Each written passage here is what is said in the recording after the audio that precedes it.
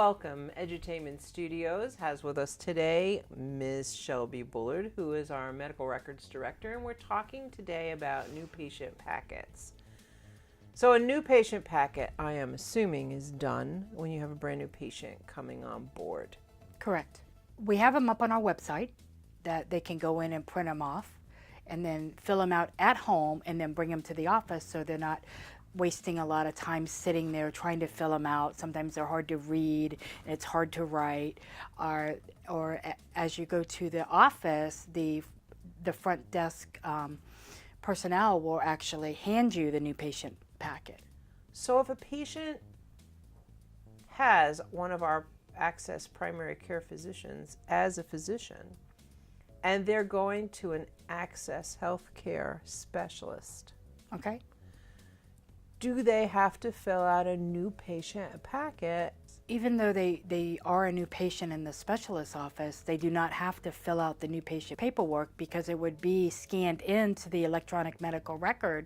And if all paperwork is completed correctly, everything has already been taken care of and it is already there. Okay, so an Access PCP sending a patient to an Access specialist, as long as the paperwork is all up to date and it's been scanned into the PCP's electronic medical record, then it should appear in the specialist's electronic medical record as long as they use the same record, correct? Correct, the same EMR, yes okay, ma'am. So one is on ECW and one is on Care Tracker, we have a different situation. Correct. In looking at these things, I know we audit medical records for a lot of different things, and one of the things we audit for is missing or incorrect paperwork. What is the most frequently misdone, miscompleted, incorrectly handled piece of that patient registration packet? It would be the HHQ, the Health History Questionnaire. One of the biggest things is on the top of the page, on page 2 and page 3, it asks for the patient's name and birth, and a lot of times that is left off. The physician also needs to make sure he signs and dates the form on the last page. Shelby, what is the SDQ? The SDQ is the Self-Determination Questionnaire. And it tells us what? It gives us a lot of information. One thing is it asks the patient whether they have any advanced directives, if they have a POA, which is a power of an attorney, a healthcare surrogate, or they have a will. That's the first section of it. And the next one is the patient privacy questionnaire, and that actually allows us to speak with, verbal only. This will not allow us to release any medical records to this person, but to talk to this person regarding their health.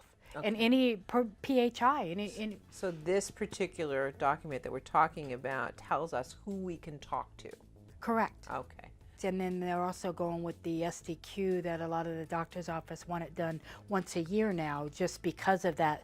Sometimes the personal representative might change, or the person they bring in with them might change on that form, and we want to be able to, update that form every year so that make sure we're right on task with what they have, with their advanced directives and who's coming in and who we have authorization to speak with. I'd like to talk about the notice of privacy. I know that there's a patient bill of rights and we have to give that to the patient, but there's also a notice of privacy. It has that HIPAA all over it, and a consent to treat. Now they're on the same paperwork, correct? Correct. On the consent to treat, there's two separate parts. It actually has the acknowledgement of the receipt of the notice of privacy, and it also authorizes us to treat the patient. So that requires two separate autographs? Correct, two separate autographs and dates. Seeing the patient without the consent to treat, that's liability. It's a liability for that. And also with the notice of privacy, with HIPAA, we have to give that to them and they have to sign it because they need to see any changes that we made in our notice of privacy, which normally is a reflection of something that changed in HIPAA. Okay, thank you.